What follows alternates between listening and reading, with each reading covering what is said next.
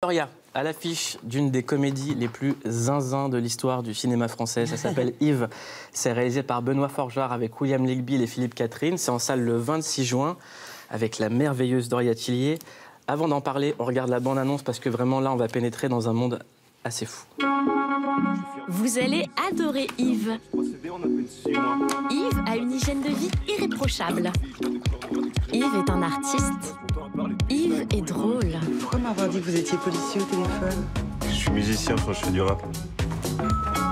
Yves est un exemple pour les jeunes. Parce que tous tes potes, là, sont en train d'exploser, sauf toi. Tu comptes vivre de quoi, exactement?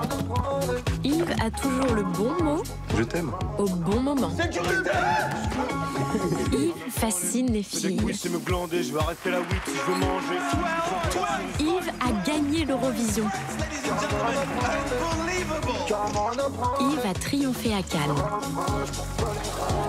Yves est l'homme de l'année. À ce détail près, Yves est un frigo. Bonjour, je m'appelle Yves. Intelligent. Ouais, c'est cool, hein? N'est-ce pas? C'est trop stylé.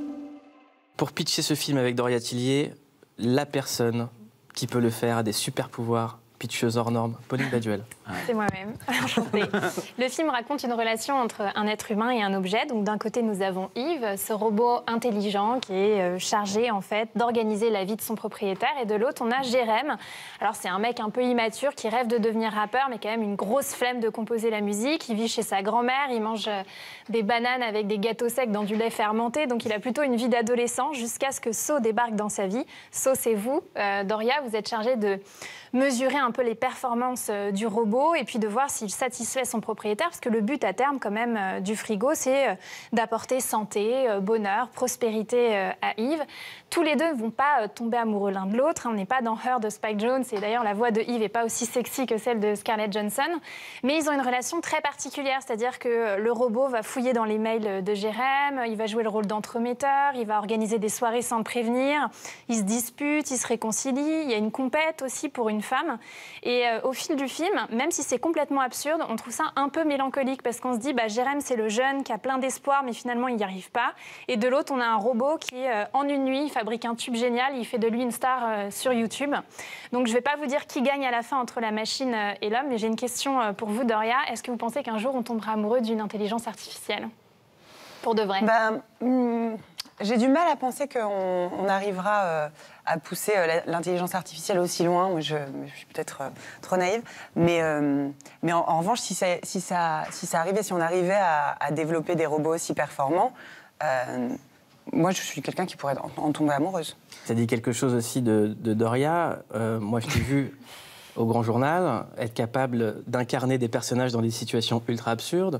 Après, dans des films ou comme Monsieur et Madame Edelman, avec des persos plutôt chargés en histoire. Et il y a toujours un point commun, quelle que soit l'histoire, c'est d'être toujours à fond, de croire que notre personnage a raison. Et j'ai l'impression que Doria, c'est ça. C'est quoi qu'il arrive, ton personnage a raison. D'ailleurs, j'aurais peut-être du mal à jouer un personnage que je ne comprends pas, avec lequel je ne suis pas du tout d'accord, où j'ai aucun point d'accroche. Mais moi, beaucoup de gens me disent sur ce film, c'est une comédie, et c'est vrai, c'est une comédie, mais moi, je ne l'ai pas lu comme ça. D'ailleurs, je pense peut-être pour jouer dans une comédie, il faut la jouer premier degré. Et puis après, ce qui est drôle, c'est le décalage entre ce premier degré et une situation qui paraît un peu incongrue. Et quand on te dit tu vas tomber amoureuse d'un frigo... Moi, non, j'y crois, mais complètement. Voilà. Mais complètement. C'est-à-dire, je trouve même pas ça absurde. Je suis là, oui, enfin, c'est pas d'un frigo, en fait, c'est de...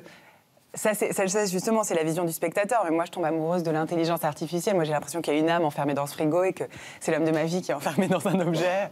Mais moi, j'y crois complètement. Moi, je pleurais en lisant le scénario, déjà. Il y a toujours eu un postulat, une limite hyper fine entre venir de la météo de Canal+, et être comédienne ou être comique. Toi, tu as toujours été comédienne. Ça a toujours été le postulat de base.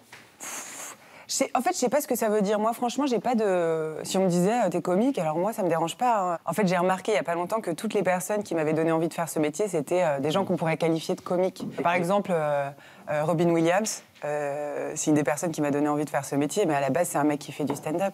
Entre le moment où Christelle Graillot te repère pour aller faire la météo sur Canal et maintenant, on a l'impression qu'il y a quand même une carrière qui se dessine avec des choix et une ligne directrice. J'ai l'impression que tu as refusé beaucoup de choses.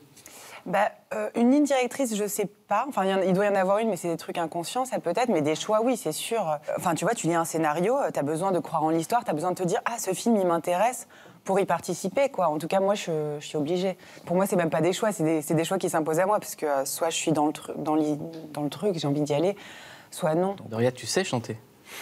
En scred, tu chantes. Non, enfin, j'adore chanter. Ouais. Voilà. Pourquoi tu crois que tu vas me mettre mal à l'aise en m'obligeant à chanter? Pas du tout. J'ai 1000 autres raisons de te mettre mal à l'aise. J'adore chanter, ouais. T'adores chanter? Est-ce que ça peut te titiller un jour? Ah, professionnellement? Ouais. Non, je pense pas, parce que pour le coup, je pense qu'il y a beaucoup de personnes qui font ça mieux que moi, donc ça sert à rien d'envahir les gens avec... Parce que ça fait du bien de te voir à la télé. Ah, mais moi, j'ai adoré le faire. Enfin, après, pour moi, télé, cinéma, tu vois, c'est pas... quand tu le fais, t'es devant une caméra, mais moi, c'est vrai que ça me manque beaucoup, le sketch. Tu vois, j'adore ça. Moi, mes références, c'est beaucoup le Saturday Night Live, et ça m'a beaucoup plu de faire ça. J'aimerais qu'on fasse... En France, c'est une culture qu'on a un peu moins.